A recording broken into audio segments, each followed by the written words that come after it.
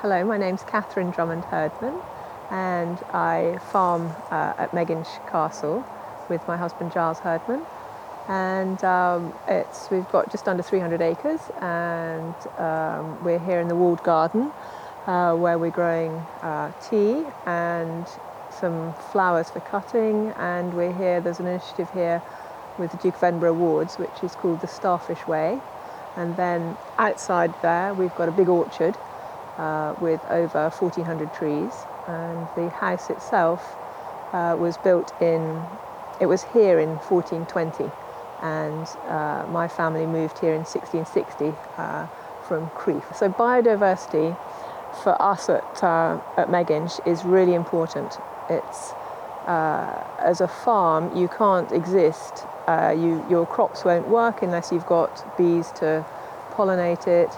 The biodiversity throughout, it's just, without biodiversity, without endless different organisms, on a basic level, I think everything comes to a halt. And with the orchard, so with the growing of the apples, that made me understand how important the different amount of bees and birds were to keeping the pests off the trees. And then when I grew the tea, and it was a bit of a challenge, it made me understand, first of all, how little I knew about the soil and the diversity of the soil, and it's really important.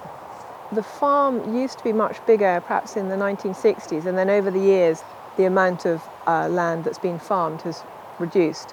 So we started off a dairy farm, a dairy herd, in the 60s, and my grandfather was an organic farmer in the 1940s. So we had everything from sheep, from livestock through to arable, and it was a nice circle. And then in the 60s, and things became more chemically minded, there was less diversity on the farm, and we really noticed in the fields that there were less insects, less curlews. When I was little, we had curlews nesting in the fields, and now occasionally we see one coming over. So the fields that we have 4 years ago we went back to grass, and we've now got stock grazing on that, and it's made a big difference to the insects, to the bird life, and that's increased. Yeah, so Neighbour Food is a new initiative that we've participated here at Megginch, and it is set up by two guys in Ireland, and their idea was very simple. It's to shorten the food chain so that producers can sell directly to customers. And you have a website, and all the producers put their products on that, and people buy, it's a bit like click and collect, and then they come and pick up at a hub or a host. And so we are a host for Neighbour Food, and every Thursday people come and they pick up their orders from here. And before COVID, the idea was that everybody they would meet the producers, and then that gives a deeper understanding as to how food is produced, because they talk to the producer directly. But with COVID, it's provided more of a community support, and for both the producers and the customers. It's been a really good thing, actually. The apple trees have been here for a long time. My family have been living at Megginch since about 1660, and they planted apples when they were here. And before that, possibly there was a monastery here, and the monks have been planting. They would have planted apples and brought them over from France. So there's been a long history of apple growing in this area.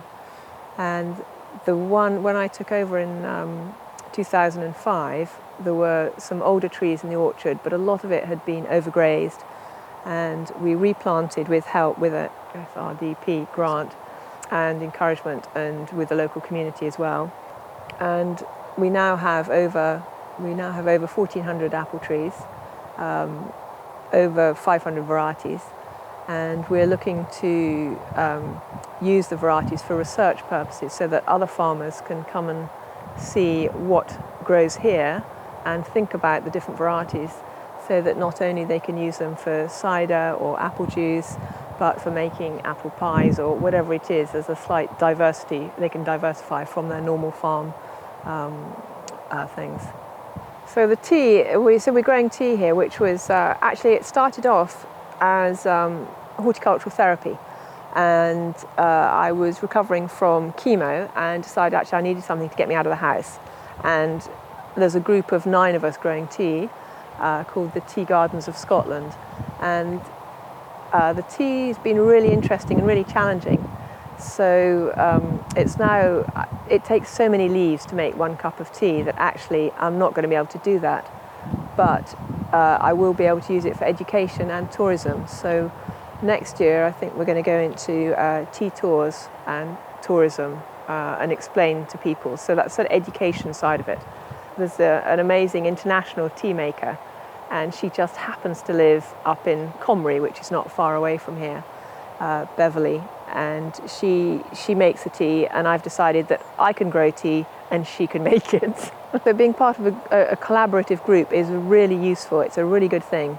It makes you stronger as an individual company, and also you can bounce ideas off each other and commiserate when things don't go well. And we are selling our tea at Fortnum and Mason in London, which on my own, I would never have achieved. So teamwork and collaboration is really important. And then also in the garden here, we've got an initiative that we're running with the Duke of Edinburgh Award Scheme, and that's the Starfish Way, and it's to show it's children that really don't get on in the classroom and are better outside and perhaps need a bit more encouragement. And they come outside and they come here once a week and they learn how to grow things, or they do things outside, and eventually they'll be able to grow things and sell it on Neighbour Food and then get some money in their hand, so they can really get to grips with they can see that actually you can grow things and make money out of it on a small scale. The really important advice is to grow plants that you enjoy, and to do something slightly different, but it's got to be a plant that you're interested in. And I think yes, you do all your research and you do your projections, but I think the main thing is just go for it. So if you'd like to find out more about Megginch Castle, we do have a website. It's megginchcastle.com, and it just tells a bit about the history, but also if you're interested in thinking about planting apples, definitely get in touch. And we've also got a new events venue that we've just completed as well.